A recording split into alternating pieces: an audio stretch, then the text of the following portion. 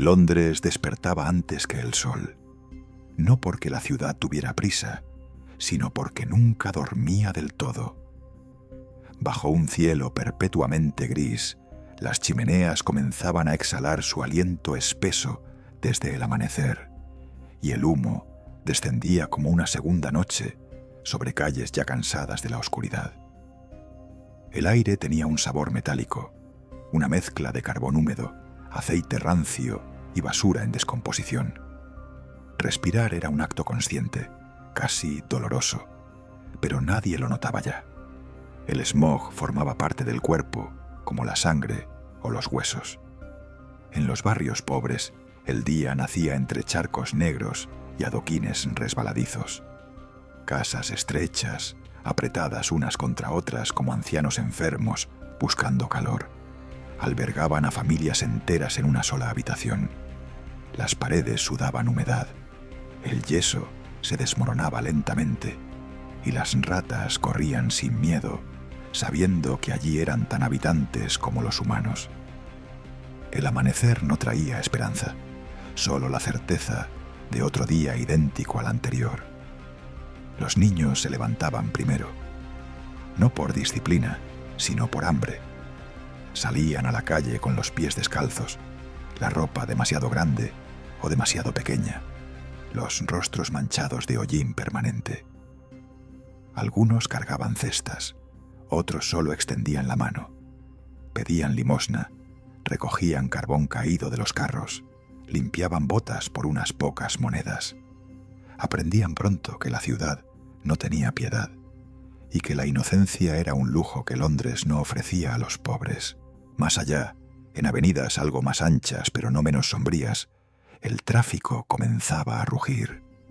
Carruajes, carros de mercancías, animales exhaustos y hombres mal pagados se movían en una coreografía caótica. Los gritos de los conductores se mezclaban con el golpe de los cascos y el chirrido de las ruedas. Cada esquina era un peligro, cada cruce una posibilidad de muerte, pero la ciudad seguía avanzando, indiferente. El río, oscuro y espeso, serpenteaba como una herida abierta. El Támesis ya no era agua, era un caldo de desechos, restos industriales, cadáveres de animales y en ocasiones humanos. Su olor era tan penetrante que parecía tener peso, adherirse a la ropa, al cabello, a la memoria. Vivir cerca del río significaba aceptar la enfermedad como vecina permanente. Cólera, fiebre tifoidea, disentería, nombres que se pronunciaban con resignación, como si fueran parte natural de la vida. Con la mañana avanzando, las fábricas abrían sus puertas. De ellas salían hombres y mujeres encorvados, con los pulmones ennegrecidos y las manos deformadas por el trabajo repetitivo. Jornadas interminables, salarios miserables, accidentes constantes. Nadie contaba a los que no regresaban a casa. La máquina seguía funcionando, siempre hambrienta, siempre exigiendo más cuerpos. Y cuando el sol, invisible tras el humo, alcanzaba su punto más alto, Londres ya estaba agotado. Pero aún faltaba lo peor, porque al caer la noche, cuando las lámparas de gas encendían sombras temblorosas en los callejones, la ciudad mostraba su verdadero rostro. Un rostro donde la pobreza se transformaba en delito, donde la desesperación empuñaba cuchillos y donde la justicia rara vez llegaba a los lugares donde más se la necesitaba. La noche victoriana no traía descanso. Traía silencio tenso, pasos apresurados, puertas cerradas con miedo. Traía historias que nadie escribía, vidas que desaparecían sin dejar rastro, y así, envuelta en humo, miseria y crimen, Londres continuaba respirando, una respiración pesada y oscura, marcando el ritmo de millones de existencias atrapadas en su sombra. La noche se espesaba en los callejones como un animal agazapado. Allí donde la luz de gas no llegaba, Londres se convertía en un laberinto de sombras húmedas y susurros peligrosos. Las paredes, ennegrecidas por décadas de humo, parecían absorber los sonidos. Un grito podía morir antes de encontrar eco. Un cuerpo podía caer sin que nadie lo notara. En esos rincones olvidados, la ley era una idea lejana, casi absurda. Las tabernas abrían sus puertas como bocas hambrientas. Dentro el aire era aún más pesado que en la calle. Cerveza agria, sudor rancio, desesperación fermentada. Hombres con miradas vacías bebían para olvidar jornadas interminables. Mujeres agotadas ofrecían sonrisas cansadas a cambio de unas monedas. Las risas eran fuertes, exageradas, como si intentaran ahogar algo más profundo. El miedo constante a no sobrevivir al invierno, a la enfermedad, al día siguiente. En los pisos superiores, sobre estas mismas tabernas, familias enteras dormían apretadas. El llanto de un bebé atravesaba las paredes finas, mezclándose con las discusiones, los golpes, los gemidos. No había privacidad ni silencio, solo cuerpos compartiendo el mismo aire viciado. Cuando alguien enfermaba, la habitación entera enfermaba con él. La muerte no entraba con ceremonia, simplemente ocupaba un espacio más en la cama. La pobreza no era solo falta de dinero, era una presencia física. Se manifestaba en dientes podridos, en espaldas encorvadas antes de tiempo, en la tos persistente que sacudía los pechos por la noche. Los médicos eran caros, los remedios inalcanzables. Para muchos, la única cura era resistir o morir discretamente. En ese caldo de miseria, el crimen no florecía, nacía. Robar un pan, una bufanda, un trozo de carbón, no era una elección moral, sino una necesidad. Los jóvenes aprendían pronto a moverse sin ser vistos, a distinguir el paso de un borracho del de un policía, a desaparecer entre la multitud en segundos. Las bandas se formaban en la infancia, unidas más por el hambre que por la lealtad. La policía patrullaba, sí, pero su presencia era irregular y selectiva. En los barrios ricos los agentes eran visibles, firmes, casi orgullosos. En los distritos pobres aparecían tarde o no aparecían en absoluto. A veces, cuando lo hacían, no era para proteger, sino para castigar. Un error, una mirada equivocada, bastaban para acabar golpeado o encarcelado. La justicia tenía precio y los pobres no podían pagarlo. Las prisiones se llenaban rápido, celdas frías, húmedas, abarrotadas de hombres y mujeres cuyo mayor crimen había sido nacer en el lugar equivocado. Allí dentro, el tiempo se diluía. Los días no se distinguían unos de otros. Muchos salían peores de lo que entraron, otros no salían nunca. La ciudad no preguntaba por ellos. Mientras tanto, a pocas calles de distancia, los salones iluminados acogían bailes, cenas elegantes y conversaciones sobre progreso y moral. Londres era una ciudad partida en dos realidades que apenas se tocaban. El lujo caminaba sobre la miseria sin mirarla, y la miseria aprendía a sobrevivir a la sombra del lujo. Y así, bajo el mismo cielo ennegrecido, convivían mundos opuestos. Uno hablaba de civilización, el otro luchaba por respirar. La ciudad seguía creciendo, expandiéndose, devorando todo a su paso. Y en su corazón oscuro, la vida victoriana continuaba, frágil, dura y cruel, esperando otro amanecer que no traería alivio. El amanecer siguiente no limpiaba la ciudad. Apenas revelaba lo que la noche había dejado atrás. En los callejones aparecían cuerpos inmóviles, cubiertos con sacos, charcos oscuros que no siempre eran agua, miradas que evitaban preguntar demasiado. Nadie se detenía. En Londres, mirar era peligroso, comprender aún más. Los mercados abrían temprano y con ellos el teatro diario del hambre.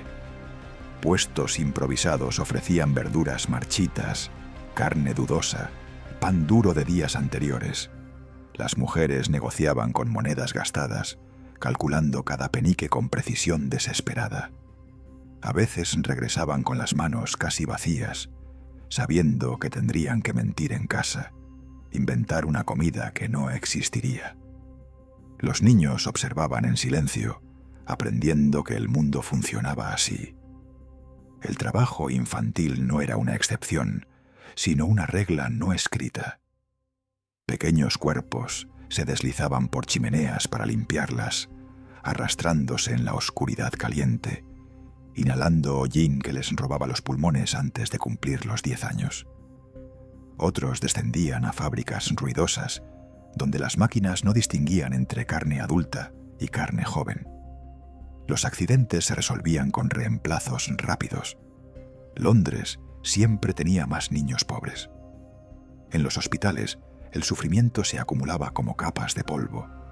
Camas alineadas, pacientes compartiendo espacio, dolor y enfermedades.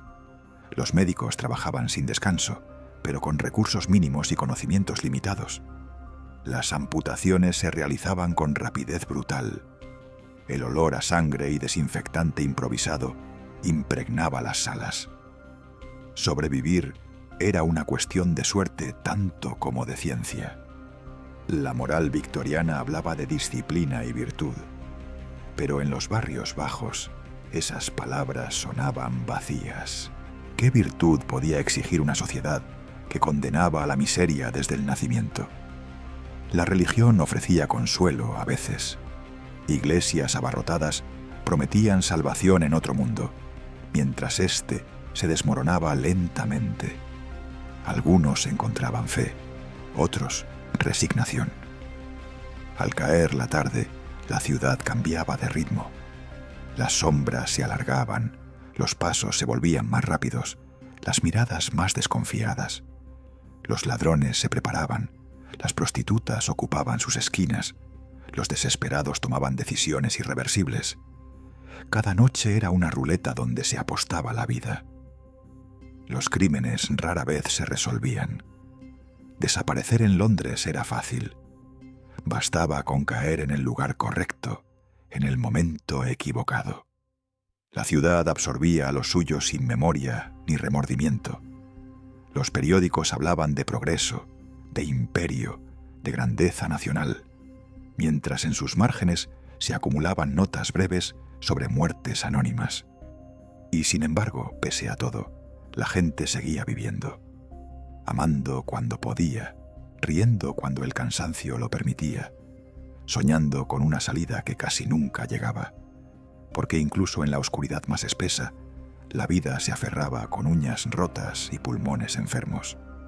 Así avanzaba Londres, día tras día, una ciudad construida sobre humo, pobreza y silencio. Una ciudad que no pedía permiso para devorar a quienes nacían en su interior. Una ciudad que seguía respirando, lenta y pesadamente, mientras millones intentaban no desaparecer entre sus sombras. El invierno caía sobre Londres como una sentencia. El frío no llegaba de golpe, se infiltraba lentamente, metiéndose por las rendijas de las ventanas rotas, subiendo desde el suelo húmedo, instalándose en los huesos. Para los pobres, el invierno no era una estación, era una prueba. El carbón escaseaba, las mantas eran finas, y el calor humano apenas bastaba para mantener con vida a quienes dormían hacinados. Las enfermedades se multiplicaban con el descenso de la temperatura. La tos se volvía más profunda, más persistente. Los pulmones, castigados por el humo, ya no resistían.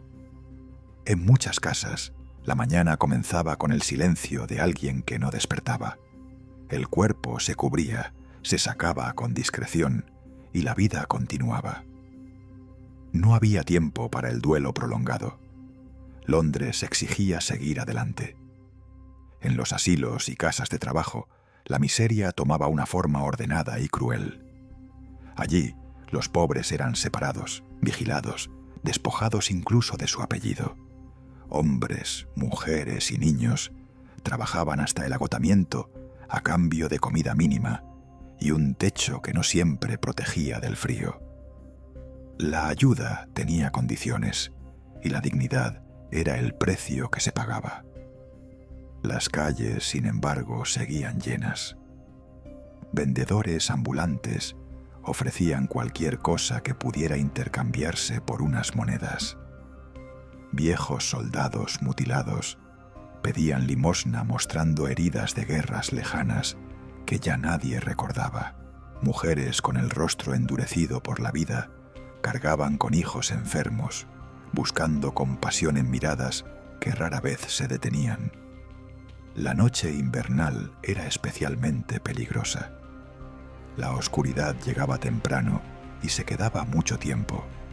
El gas iluminaba apenas fragmentos de la ciudad, dejando grandes zonas sumidas en la penumbra. Allí, el crimen se volvía más audaz. Robos, agresiones, asesinatos sin testigos. El miedo caminaba junto a cada transeúnte, respirando en su nuca. Los periódicos hablaban de monstruos, de asesinos invisibles, de amenazas que parecían surgir del mismo humo. Pero para quienes vivían en los barrios bajos, el verdadero terror no era un criminal excepcional, sino la certeza diaria de no sobrevivir. El peligro no siempre tenía rostro. A veces era solo el frío, el hambre o una enfermedad ignorada. Aún así, había momentos de humanidad. Canciones improvisadas en una taberna, una risa compartida, un gesto de ayuda inesperado. Pequeños destellos que no cambiaban el sistema, pero mantenían viva a la gente. Porque incluso en la ciudad más dura, el ser humano buscaba razones para no rendirse. Londres seguía creciendo, expandiendo su imperio, celebrando su poder, pero en sus entrañas millones luchaban en silencio. Cada día ganado era una victoria mínima, cada noche superada un milagro discreto, y así, envuelta en humo y frío, la vida victoriana persistía, frágil y obstinada, negándose a desaparecer. Con la primavera llegaba una ilusión débil de alivio, pero Londres no se transformaba, solo cambiaba de máscara. El smog seguía flotando, ahora mezclado con el olor de la tierra húmeda y los residuos que el invierno había ocultado bajo capas de frío. Las calles se volvían fangosas y los charcos reflejaban un cielo siempre enfermo.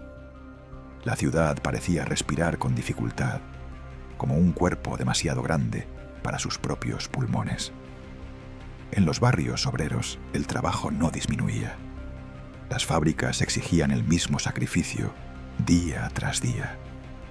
Los turnos se alargaban y el cansancio se acumulaba en músculos que ya no recordaban el descanso.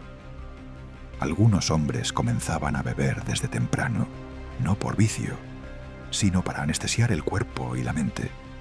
El alcohol era barato, accesible y peligroso, pero ofrecía un olvido temporal que pocos rechazaban. Las mujeres cargaban con dobles jornadas, trabajaban fuera, cosiendo, lavando, sirviendo, y luego regresaban a casas donde el trabajo continuaba sin salario ni reconocimiento. Criaban hijos que sabían que probablemente heredarían la misma vida. Aún así, muchas encontraban fuerzas en rutinas pequeñas, una comida compartida, una historia contada antes de dormir, un intento desesperado de normalidad. La ciudad estaba llena de sonidos, martillos, máquinas, pasos, gritos, ruedas sobre piedra. Pero también estaba llena de silencios. Silencios de vergüenza, de dolor, de secretos. Nadie hablaba abiertamente de la violencia doméstica, de los abusos, de los cuerpos vendidos por necesidad. Eran realidades aceptadas sin nombre, integradas en la estructura invisible de la vida diaria. La delincuencia seguía creciendo, alimentada por la desigualdad.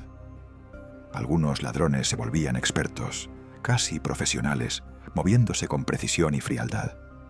Otros actuaban por impulso, con torpeza, y pagaban caro sus errores. La cárcel o la muerte eran finales comunes. La ciudad no distinguía entre causas, solo contaba resultados. A veces, un crimen especialmente brutal sacudía la conciencia pública. Durante unos días, la atención se desviaba hacia los barrios pobres, los periódicos exigían orden, los políticos prometían reformas. Luego, la rutina regresaba. Las promesas se disolvían en el humo y la vida continuaba exactamente igual para quienes nunca habían sido escuchados. Sin embargo, en medio de la dureza, nacían historias que no aparecían en ningún registro. Amistades forjadas en la necesidad, amores breves pero intensos, sacrificios silenciosos. Personas que daban lo poco que tenían a otros aún más necesitados. Gestos que no cambiaban la ciudad, pero salvaban momentos, vidas individuales, instantes de humanidad. Londres no era solo miseria y crimen, era también resistencia. Una resistencia cansada, golpeada, pero persistente. Cada día vivido era una afirmación silenciosa contra una ciudad que parecía diseñada para aplastar. Y mientras el humo seguía cubriendo los tejados, millones continuaban caminando, trabajando, sobreviviendo, escribiendo con sus pasos una historia que casi nadie quería ver. El verano llegaba sin traer alivio. El calor se atrapaba bajo la cúpula de humo como en una olla cerrada, y la ciudad comenzaba a oler con una intensidad casi insoportable. Los desechos fermentaban en las calles, el río exhalaba vapores nauseabundos, y el aire se volvía pesado, espeso, difícil de tragar. Para los pobres, el calor era otro enemigo silencioso. Las viviendas, ya de por sí asfixiantes, se convertían en trampas. Habitaciones sin ventilación, con ventanas selladas para mantener fuera el frío del invierno anterior, ahora retenían el aire viciado. Dormir era casi imposible. Los cuerpos sudaban, la irritabilidad crecía y las discusiones estallaban con facilidad. El cansancio acumulado durante meses encontraba en el verano una forma distinta de castigo. Las enfermedades cambiaban de rostro. Si el invierno traía muerte silenciosa, el calor traía epidemias rápidas. El cólera regresaba como un recuerdo recurrente, avanzando por los barrios pobres con una velocidad que aterraba. Bastaba una bomba de agua contaminada, un cubo compartido, una mano sucia. Las autoridades reaccionaban tarde, cuando ya no quedaba nada que salvar. En las calles la multitud parecía más densa. Los que no podían soportar el encierro salían, buscando aire que no existía. Los vendedores ambulantes gritaban más fuerte. Los niños corrían sin rumbo.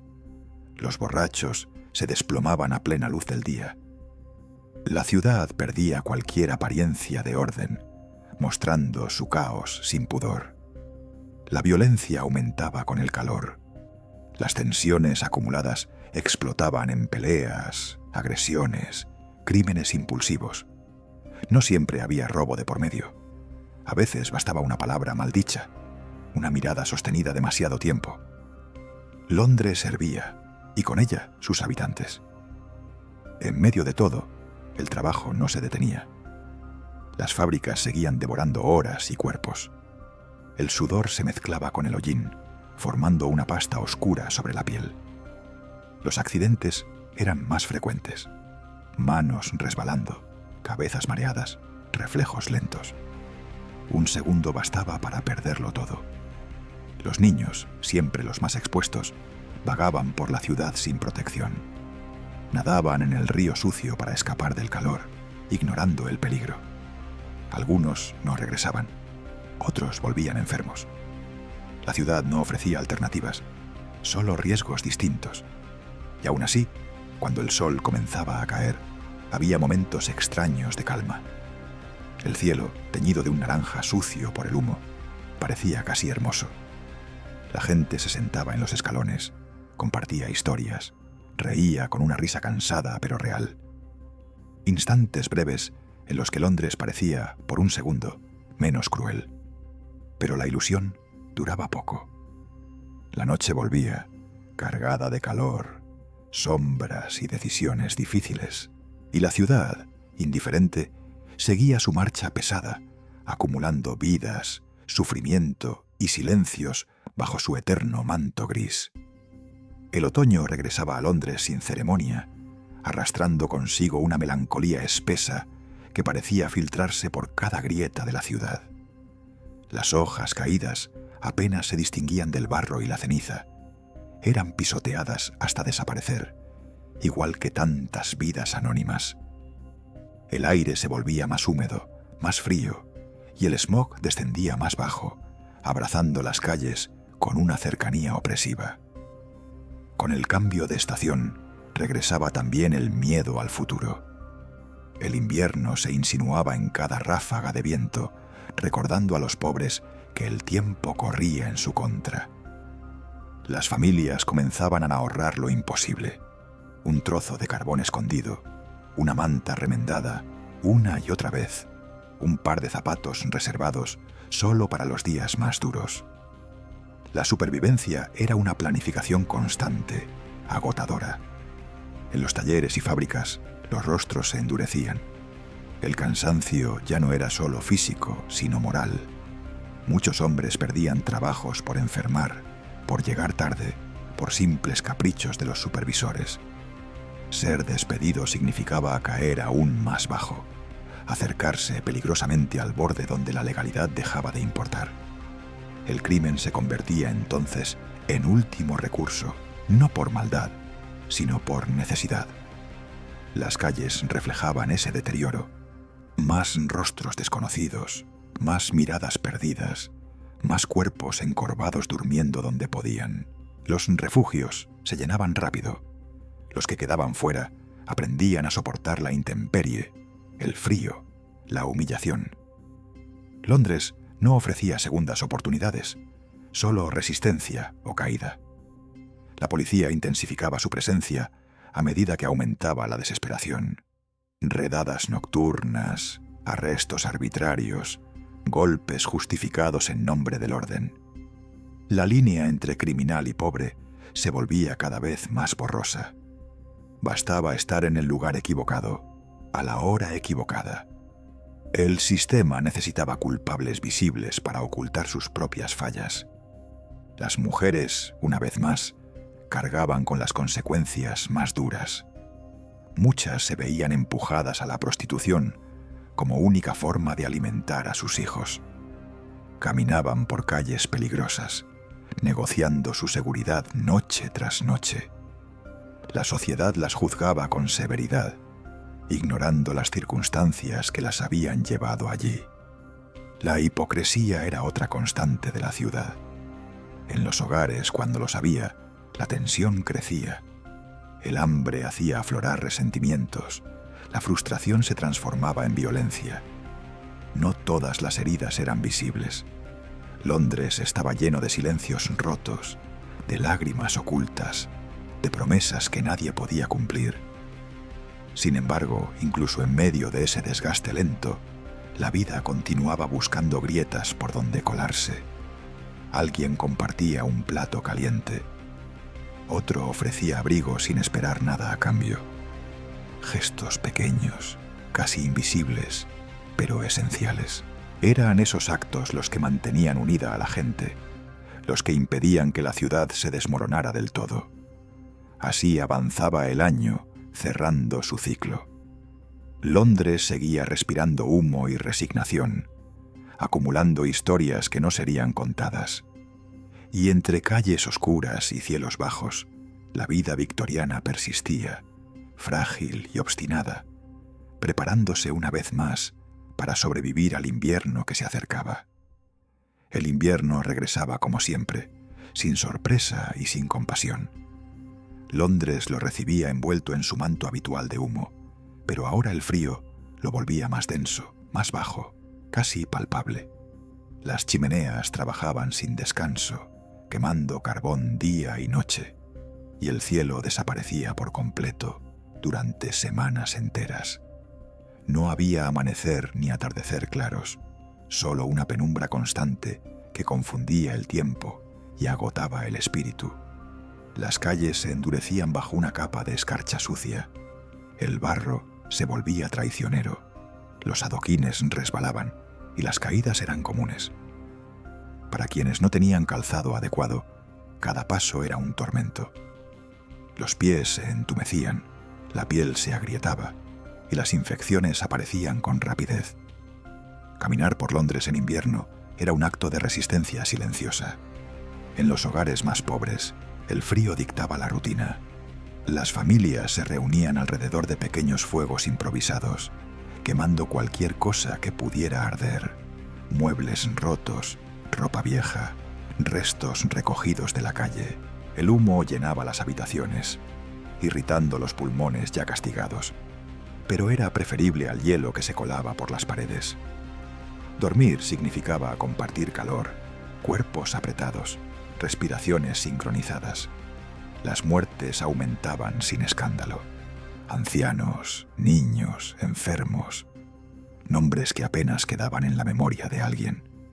Los carros pasaban al amanecer recogiendo cuerpos, cubiertos de forma apresurada. No había ceremonias para la mayoría, solo una estadística silenciosa que crecía cada invierno. Londres estaba acostumbrado a perder a los suyos. Las casas de trabajo se llenaban hasta el límite. Quienes lograban entrar aceptaban condiciones duras a cambio de sobrevivir. Separación de familias, disciplina estricta, trabajo extenuante. Para muchos era una prisión sin barrotes visibles. Para otros, la única alternativa a morir en la calle. La ayuda, una vez más, venía acompañada de humillación. La delincuencia cambiaba de forma con el frío. Menos impulsiva, más calculada. Robos rápidos, silenciosos, desesperados. Un abrigo, un trozo de pan, unas monedas. La violencia seguía presente, pero ahora tenía la urgencia del hambre y la supervivencia. La ciudad respondía con más vigilancia, más castigo, menos comprensión. Las noches eran largas, interminables. El silencio se rompía por toses profundas, pasos apresurados, gritos lejanos. Cada sombra parecía una amenaza. Cada puerta cerrada, una frontera entre la vida y el peligro. Londres se convertía en un lugar donde confiar era un riesgo que pocos podían permitirse. Y sin embargo, incluso entonces, había gestos que desafiaban la lógica de la miseria. Una sopa compartida, una manta prestada, un desconocido que ofrecía refugio por una noche. Actos pequeños, casi invisibles, que no cambiaban el destino de la ciudad, pero sí el de una persona. En esos instantes, la humanidad se negaba a desaparecer. Así seguía Londres, invierno tras invierno, acumulando frío, humo y vidas gastadas. Una ciudad inmensa, poderosa, construida sobre millones de existencias frágiles. Y mientras el mundo admiraba su grandeza, en sus entrañas la lucha continuaba, silenciosa, obstinada, esperando otro día más para seguir respirando. El nuevo año no traía promesas. Llegaba como una continuación pesada, casi imperceptible, de todo lo anterior. En Londres el paso del tiempo no se celebraba, se soportaba. Las campanas podían sonar, pero para la mayoría no marcaban comienzos. Solo recordaban que seguían vivos, por ahora. En los barrios pobres, el cansancio se acumulaba como capas de hollín. No era un agotamiento que se curara con sueño, porque el descanso nunca era suficiente. Era un cansancio profundo, incrustado en los huesos, en la mirada apagada de quienes llevaban años luchando sin avanzar. Cada mañana exigía levantarse una vez más, incluso cuando el cuerpo pedía rendirse. Las fábricas seguían marcando el ritmo de la ciudad. Su ruido constante se filtraba en los sueños, en las conversaciones, en los silencios. Para muchos, perder ese trabajo significaba desaparecer lentamente. Por eso se aceptaban condiciones cada vez peores, sueldos más bajos, turnos más largos. El miedo al desempleo era más fuerte que el miedo a la enfermedad o al accidente. Los barrios ricos continuaban existiendo como otro mundo, separado por más que calles.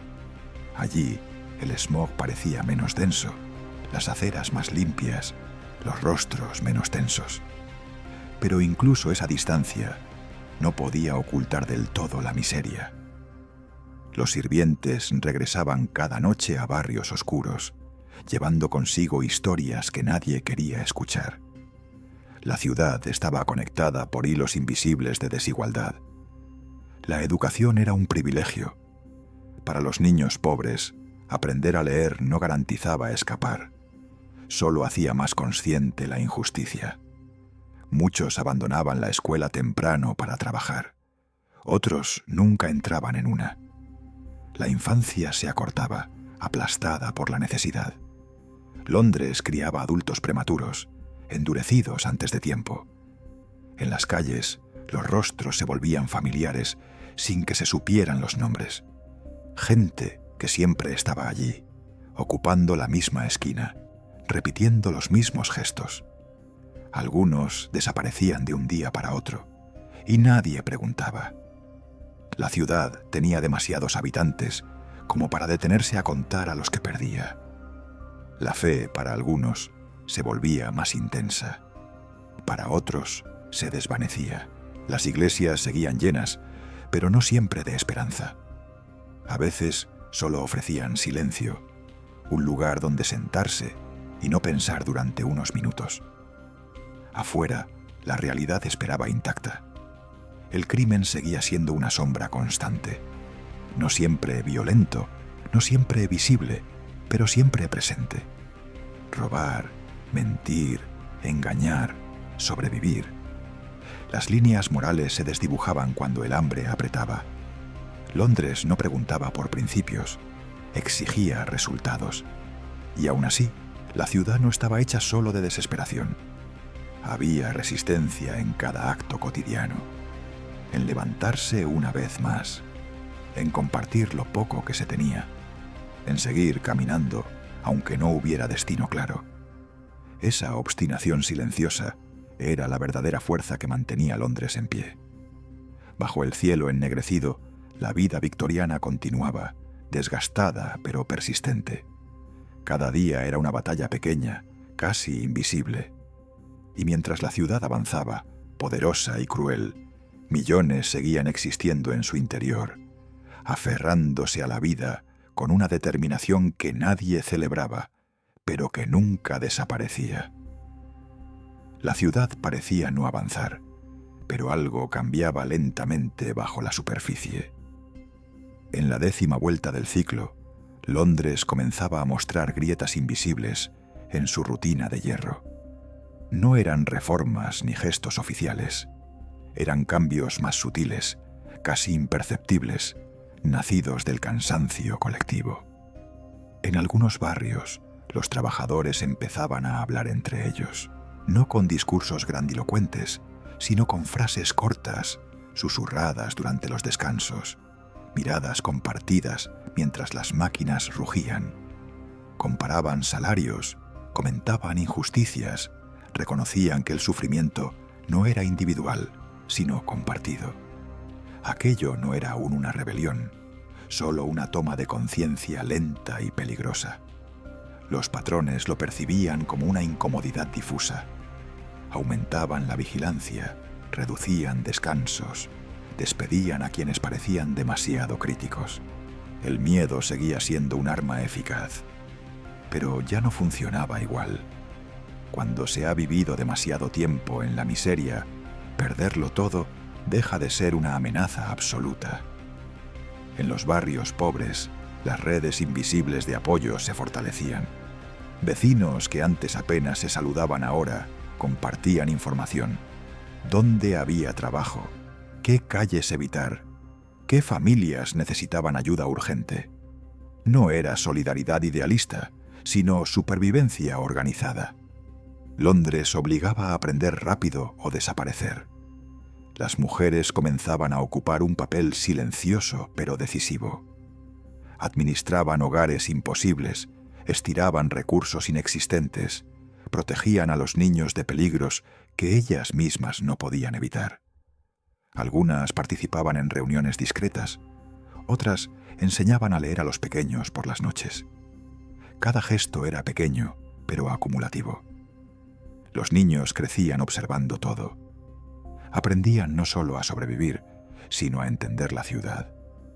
Sabían dónde el peligro era inmediato y dónde solo era latente. Sabían cuándo correr, cuándo callar, cuándo ayudar. Su infancia seguía siendo dura, pero ya no era ciega. La delincuencia no desaparecía, pero cambiaba de tono. Menos impulsiva, más estratégica. Algunos robos se convertían en actos casi quirúrgicos, dirigidos contra almacenes, no contra personas. No era moralidad, era eficiencia nacida de la experiencia. Las autoridades respondían con discursos sobre orden y progreso. Prometían mejoras futuras mientras el presente seguía intacto.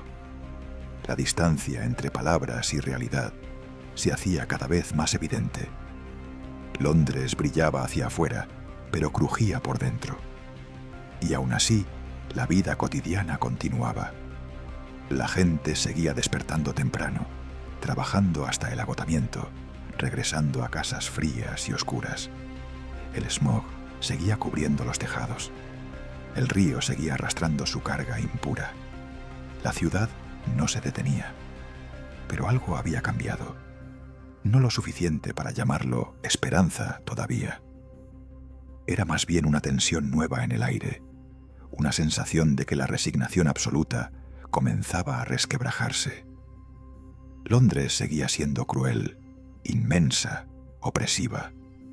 Pero en sus entrañas, millones empezaban a comprender que no estaban solos en su miseria.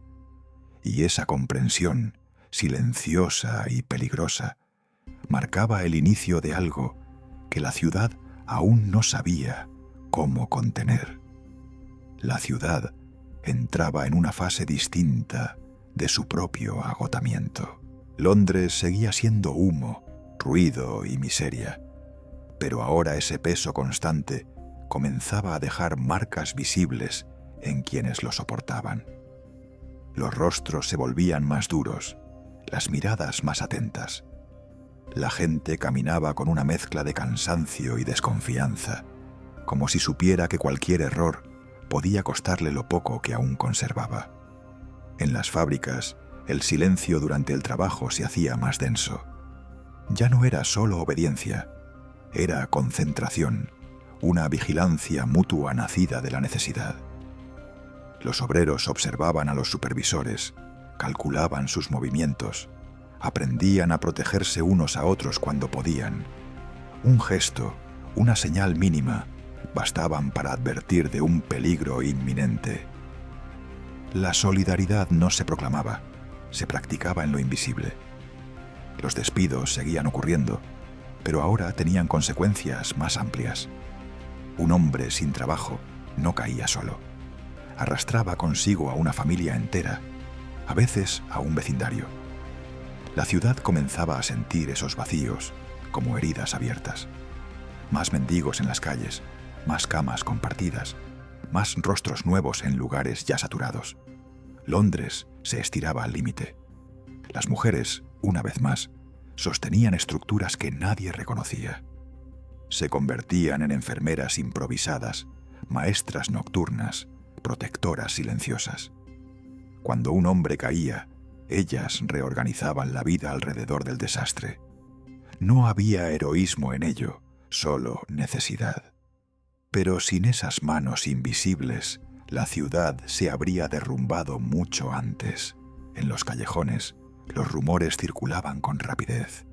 Historias de abusos, de huelgas sofocadas en otros distritos, de castigos ejemplares. Algunas eran ciertas, otras exageradas, pero todas alimentaban la misma sensación. Algo estaba cambiando, y no todos saldrían ilesos. El miedo seguía presente, pero ahora compartía espacio con una ira contenida. La policía respondía con más presencia, más controles, más violencia preventiva. Los bastones hablaban antes que las palabras.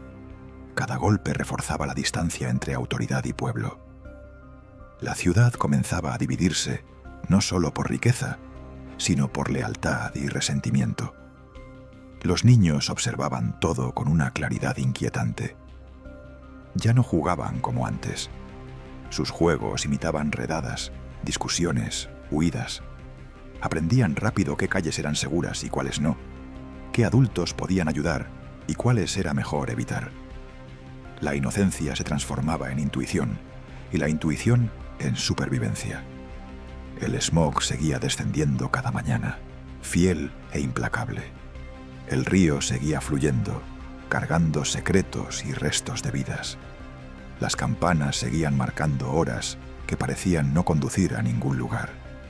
Londres mantenía su ritmo pesado, indiferente a las pequeñas transformaciones que germinaban en su interior.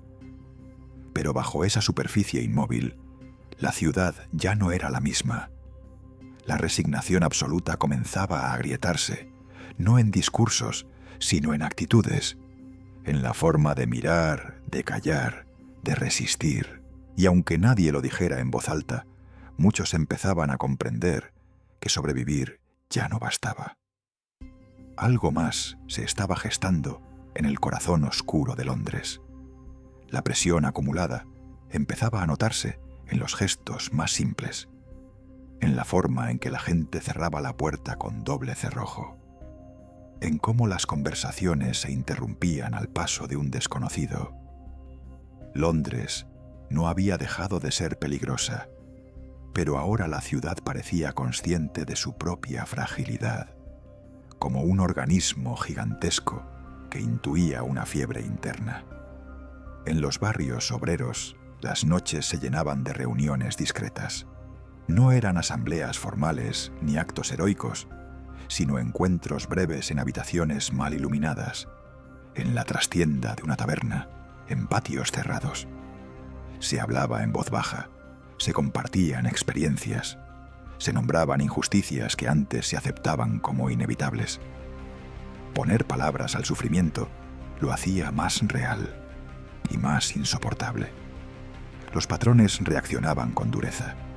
Cualquier intento de organización era castigado con despidos inmediatos, listas negras, amenazas veladas. El mensaje era claro: obediencia o miseria absoluta. Pero para muchos, esa miseria ya era una realidad cotidiana. El miedo comenzaba a perder eficacia. Las calles reflejaban ese cambio sutil.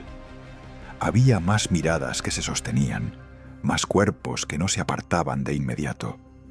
No era desafío abierto, sino una resistencia mínima, casi instintiva. Londres seguía imponiendo su peso, pero ya no aplastaba sin respuesta interior.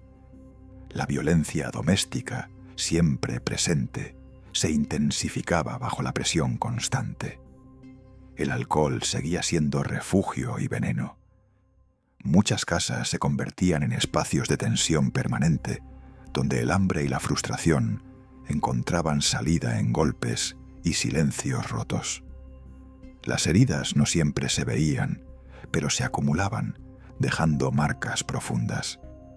Las mujeres continuaban siendo el eje invisible. Algunas comenzaban a cuestionar su destino en murmullos, otras simplemente resistían con una fuerza que parecía inagotable. Sostenían a los niños, cuidaban a los enfermos, negociaban con la escasez diaria. Su lucha no tenía reconocimiento, pero sin ella la ciudad se habría desmoronado. Los niños crecían en ese ambiente cargado. Sus juegos desaparecían poco a poco, sustituidos por responsabilidades tempranas. Sabían leer el peligro en el ambiente, anticipar reacciones, medir palabras. La ciudad los moldeaba sin pedir permiso, preparándolos para una vida dura antes de que pudieran elegir otra cosa. Las instituciones seguían funcionando como siempre, lentas y distantes. Los discursos oficiales hablaban de estabilidad, de progreso, de moral. Pero esas palabras no encontraban eco en los callejones ni en las fábricas. Allí, la realidad tenía otro idioma, el del cansancio, el del hambre, el de la espera interminable. El smog seguía cubriendo la ciudad, fiel a su costumbre. El río continuaba arrastrando restos de una vida que nadie reclamaba. Los carros pasaban, las campanas sonaban, los días se repetían.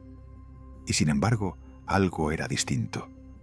Londres empezaba a sentirse contenida, tensa, como si sus cimientos sociales crujieran en silencio. No había estallido. Aún no. Solo una acumulación constante de conciencia, de hartazgo, de preguntas que ya no podían ignorarse. La ciudad seguía respirando humo y resignación, pero en su interior una transformación lenta y peligrosa avanzaba, inevitable, esperando el momento de hacerse visible. La ciudad parecía contener la respiración. No había un acontecimiento concreto que marcara el cambio, ni una fecha que pudiera señalarse con claridad. Era algo más difuso, más profundo, como una presión que se acumulaba lentamente en el pecho de Londres y de quienes lo habitaban. Cada día añadía una capa más a esa tensión invisible. En las fábricas, los errores ya no se aceptaban con la misma sumisión. Un despido injusto provocaba miradas duras, murmullos que no se apagaban de inmediato. No había protestas abiertas, pero sí una sensación compartida del límite alcanzado. Los cuerpos seguían trabajando, pero la obediencia automática empezaba a resquebrajarse. Los barrios pobres se volvían más densos, más humanos y más peligrosos al mismo tiempo. La proximidad forzada hacía que todo se supiera rápido. ¿Quién había perdido el trabajo? ¿Quién estaba enfermo? ¿Quién había sido arrestado? La información se convertía en una herramienta de supervivencia. Saber era tan importante como tener comida. Las noches se llenaban de conversaciones largas y cansadas, no de sueños, sino de posibilidades, algunas irreales, otras desesperadas. Se hablaba de marcharse, de cambiar de vida, de hacer algo distinto, pero Londres era una jaula inmensa. Salir no era sencillo y quedarse era cada vez más duro. La violencia institucional se volvía más evidente. La policía intervenía antes, con menos justificación. Los castigos eran ejemplares, diseñados para infundir miedo. Pero el efecto comenzaba a invertirse. Cada golpe injusto, cada arresto arbitrario, alimentaba un resentimiento colectivo que ya no se disolvía tan fácilmente.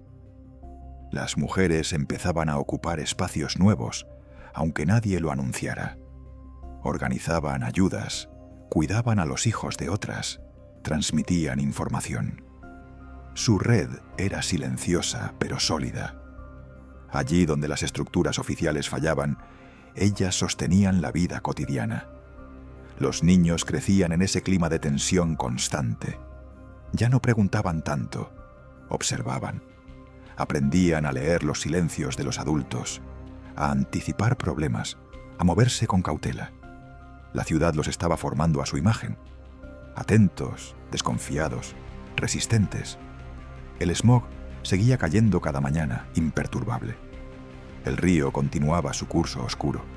Los mercados abrían, las fábricas rugían, las campanas sonaban. En apariencia todo seguía igual, pero Londres ya no era la misma ciudad que meses atrás. Había una conciencia nueva, aún sin nombre, que recorría las calles. Una certeza incómoda, que la miseria no era natural, que la injusticia no era destino. Pensamientos peligrosos, silenciosos, que no se gritaban, pero que ya no podían ser borrados. La ciudad seguía siendo dura, implacable, cubierta de humo y cansancio. Pero bajo esa superficie pesada, algo se estaba reorganizando. No era esperanza plena, todavía no. Era una determinación naciente, una resistencia más profunda que la simple supervivencia. Y mientras Londres continuaba su marcha lenta y opresiva, millones de vidas se alineaban sin saberlo hacia un punto de no retorno, donde el silencio acumulado ya no bastaría para contener todo lo que había sido soportado. La ciudad ya no solo estaba cansada, estaba alerta. Londres seguía funcionando con su brutal regularidad, pero bajo esa superficie rígida, algo había cambiado de forma irreversible. Las calles parecían las mismas, los edificios seguían ennegrecidos, el humo continuaba cayendo como una condena diaria, y sin embargo, la atmósfera era distinta, más densa, más cargada. En los talleres y fábricas, los silencios se habían vuelto más largos y significativos. No eran vacíos, sino llenos de pensamientos no pronunciados.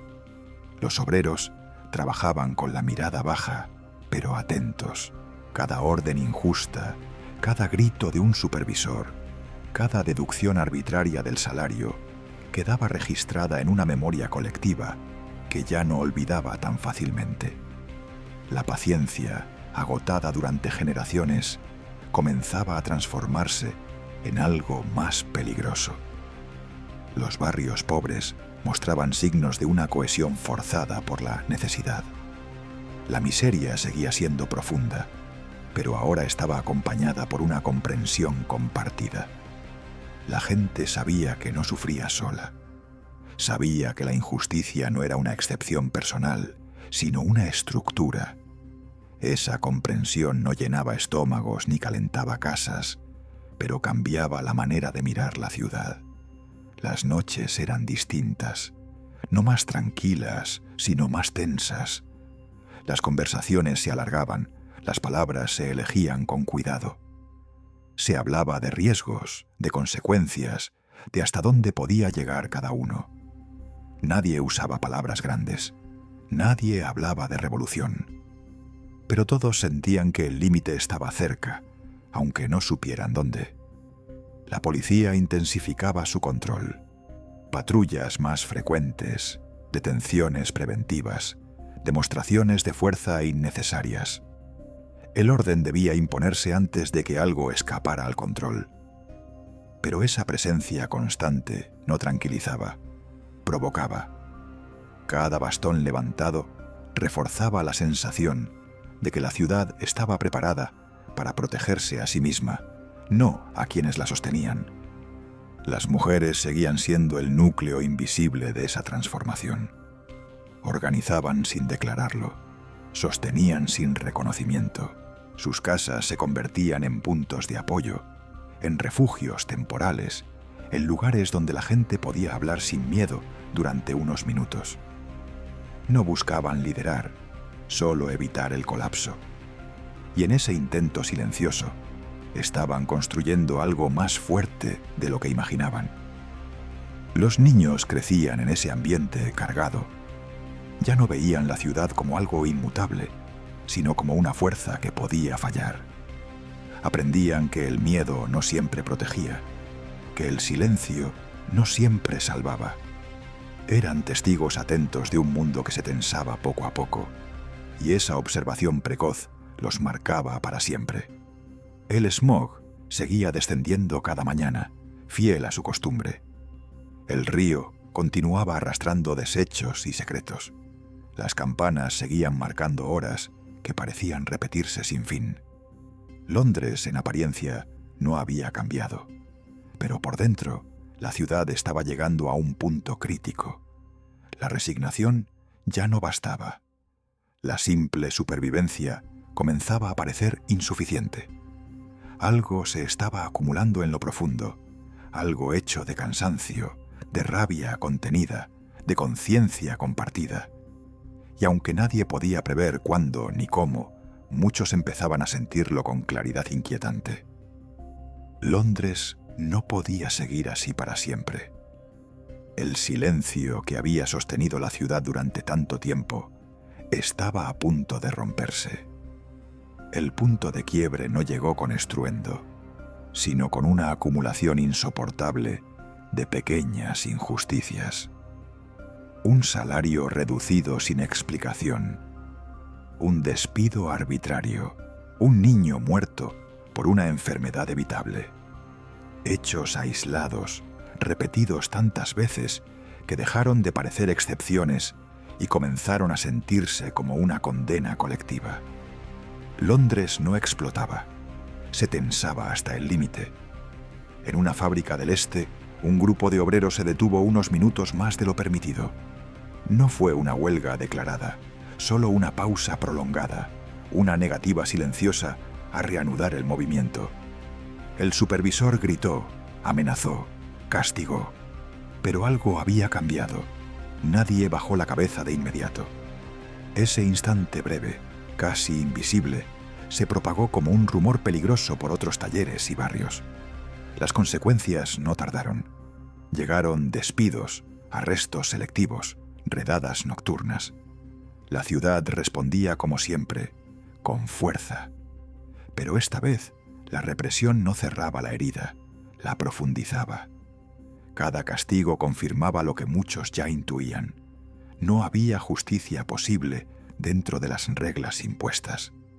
Las calles se llenaron de una inquietud constante, no de multitudes aún, sino de una vigilancia mutua cargada de expectativa. La gente caminaba más junta, hablaba menos en público, compartía más en privado. Las miradas se buscaban, se reconocían. Londres comenzaba a verse a sí misma, reflejada en los ojos de los otros. Las mujeres jugaron un papel decisivo en ese momento frágil. No como figuras visibles, sino como sostén silencioso. Cuidaban a los heridos, escondían a los perseguidos, organizaban comida, transmitían mensajes. Sus casas se convertían en nodos de resistencia cotidiana. No hablaban de cambio, lo hacían posible en lo mínimo. Los niños, siempre atentos, percibían que algo se había roto. Los adultos ya no fingían normalidad con la misma convicción. El miedo seguía allí, pero ya no paralizaba igual. Había discusiones, decisiones difíciles, noches sin dormir. La ciudad enseñaba, una vez más, demasiado pronto. Las autoridades insistían en discursos tranquilizadores. Hablaban de orden, de estabilidad, de progreso continuo. Pero esas palabras rebotaban en paredes húmedas y corazones agotados. Londres ya no escuchaba. El ruido de la injusticia era demasiado fuerte. El smog continuaba cayendo cada mañana, indiferente. El río seguía fluyendo, oscuro y cargado. Las fábricas seguían rugiendo, aunque con interrupciones cada vez más frecuentes. La ciudad, enorme y poderosa, comenzaba a mostrar fisuras reales.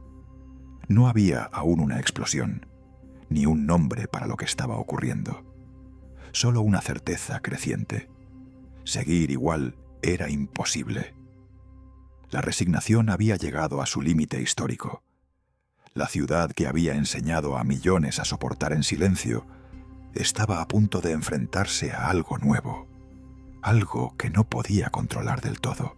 Y en ese Londres tenso, cubierto de humo y expectativas contenidas, la vida victoriana avanzaba hacia su desenlace inevitable, sabiendo, aunque nadie lo dijera en voz alta, que el silencio que había sostenido a la ciudad durante tanto tiempo estaba viviendo sus últimos días. La ciudad llegó al borde sin darse cuenta del momento exacto en que lo cruzó.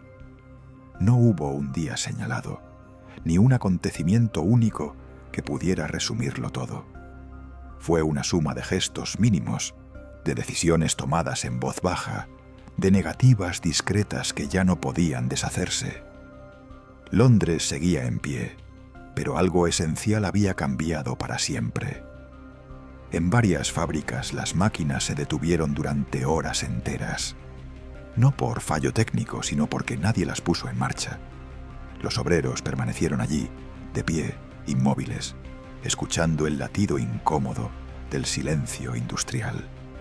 No gritaban, no levantaban los puños, simplemente no obedecían. Ese silencio era más inquietante que cualquier alboroto y se extendió con rapidez por otros distritos. La respuesta fue inmediata y brutal. Policías desplegados, detenciones masivas, golpes dados sin advertencia. Las calles se llenaron de carreras, de puertas cerradas de golpe, de pasos apresurados en la noche. Pero esta vez, la violencia no restauró el orden, lo descompuso. Cada arresto injusto multiplicaba la rabia. Cada herido se convertía en una prueba viviente de que la ciudad ya no protegía a quienes la mantenían en funcionamiento. Los barrios pobres se transformaron en refugios tensos. Las casas, ya saturadas, acogían a quienes huían. Se compartía comida, silencio, miedo. Nadie preguntaba demasiado. La confianza se otorgaba por necesidad, no por certeza. Londres se fragmentaba en pequeños núcleos humanos, unidos por la urgencia. Las mujeres se movían entre esos espacios como sombras eficaces. Sabían a quién avisar, dónde esconder, cuándo callar. No buscaban protagonismo, solo continuidad. En medio del caos creciente, eran ellas quienes mantenían la vida diaria en movimiento, quienes impedían que todo colapsara de una vez. Los niños observaban escenas que no olvidarían jamás. Veían a adultos correr, sangrar, decidir cosas irreversibles. La ciudad les enseñaba que el mundo podía romperse, que la autoridad no siempre era justa, que el miedo podía cambiar de bando. Esa lección precoz se grababa en ellos con una claridad dolorosa. El smog seguía descendiendo, indiferente a la tensión humana. El río continuaba su curso oscuro, como si nada ocurriera. Pero las calles vibraban con una energía nueva, peligrosa. Londres ya no era solo una ciudad que soportaba, era una ciudad que reaccionaba. No había líderes claros, ni consignas definidas. Solo una multitud cansada que había aprendido, demasiado tarde, que el silencio no garantizaba supervivencia. La resignación, que durante décadas había sostenido el equilibrio cruel de la ciudad, se estaba desmoronando. En ese momento frágil, Londres mostró su verdadero rostro. No el de la grandeza imperial, ni el del progreso industrial, sino el de millones de vidas llevadas al límite. El desenlace ya no era una posibilidad abstracta, estaba en marcha.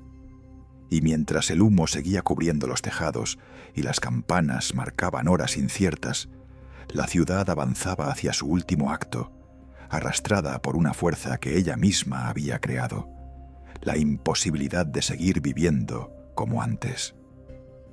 El desenlace no fue glorioso. No hubo himnos ni victorias claras. Londres no cayó, ni se redimió de golpe. Simplemente siguió adelante, arrastrando consigo las cicatrices abiertas de todo lo que había ocurrido. La ciudad aprendió, a su manera lenta y cruel, que nada podía volver exactamente a ser como antes. Las fábricas reabrieron, algunas con condiciones apenas distintas, otras con los mismos abusos disfrazados de concesiones mínimas. Muchos no regresaron nunca a sus puestos. Algunos habían sido encarcelados, otros heridos, otros simplemente agotados más allá de cualquier retorno. La ciudad absorbió esas ausencias como siempre lo había hecho, sin detenerse a contarlas. En los barrios pobres, la vida retomó su ritmo pesado. El hambre seguía presente, el frío regresaba, el smog volvía a caer cada mañana. Pero algo había cambiado en la mirada de la gente. Ya no era solo resignación, había memoria. Una memoria silenciosa, transmitida en gestos, en advertencias, en historias contadas en voz baja. Londres ya no era solo una fuerza que aplastaba, era también un lugar que había mostrado sus límites. Las mujeres continuaron sosteniendo lo que quedaba en pie. Cuidaron a los heridos, criaron a los niños marcados por lo vivido, reconstruyeron hogares con recursos inexistentes. No hubo reconocimiento público, ni estatuas, ni nombres escritos. Pero sin ellas, la ciudad habría colapsado en su propio peso. Los niños crecieron con una comprensión temprana del mundo que los rodeaba. Sabían que la injusticia no era abstracta, que el poder podía fallar, que la supervivencia no siempre dependía de obedecer. Esa conciencia, nacida del dolor, se convertiría en semilla para cambios futuros que aún nadie podía imaginar del todo. La policía volvió a patrullar con normalidad aparente. Las autoridades retomaron sus discursos sobre orden y progreso. El imperio siguió expandiéndose, orgulloso de su fuerza. Londres volvió a presentarse ante el mundo como el corazón palpitante de una era. Pero bajo esa fachada, la ciudad ya no era inocente ni ignorante de sí misma. El río continuó su curso oscuro, llevando consigo restos de vidas y secretos. El humo siguió cubriendo los tejados, fiel a su costumbre. Las campanas siguieron marcando horas que parecían repetirse eternamente. Londres seguía siendo dura, inmensa, contradictoria. Y sin embargo, en lo profundo de sus calles estrechas y sus casas ennegrecidas, permanecía algo nuevo: la certeza de que incluso la ciudad más opresiva podía ser cuestionada, que el silencio no era eterno, que la miseria no era natural. Así terminaba este ciclo de la vida victoriana en Londres, no con redención, sino con conciencia. Una ciudad construida sobre pobreza, smog y crimen, sostenida por millones de vidas invisibles que, aún aplastadas, nunca dejaron de resistir. Londres seguía respirando, pesadamente, oscuramente, pero ya no lo hacía sin recordar todo lo que había costado cada uno de sus latidos.